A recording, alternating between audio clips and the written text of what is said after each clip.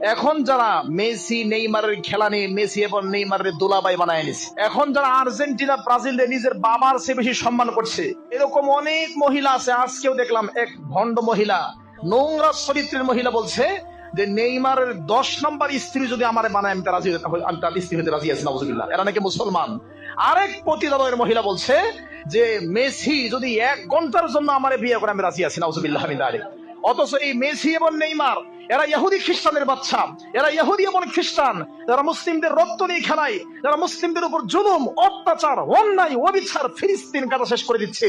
এই ইহুদি এবং খ্রিস্টানদের খেলা দেখি রাত জেগে কেন? দিনের জ্ঞান নেই। আমার বাড়ির ছাদের মধ্যে ইহুদি খ্রিস্টানের পতাকা উঠবে কেন? দিনের জ্ঞান নেই। আমার বয়স 30 বছর, কোনোদিন ফজরের নামাজ পড়ি নাই, কিন্তু নেইমার মেসির খেলা দেখার জন্য আমি রাত 3টা পর্যন্ত জেগে থাকি কেন? দিনের জ্ঞান নেই। আমি আর্জেন্টিনা ব্রাজিলের খেলার মধ্যে খেলা দেখার জন্য লাখ লাখ টাকা জুয়াবাজি করছি কেন? দিনের জ্ঞান নেই।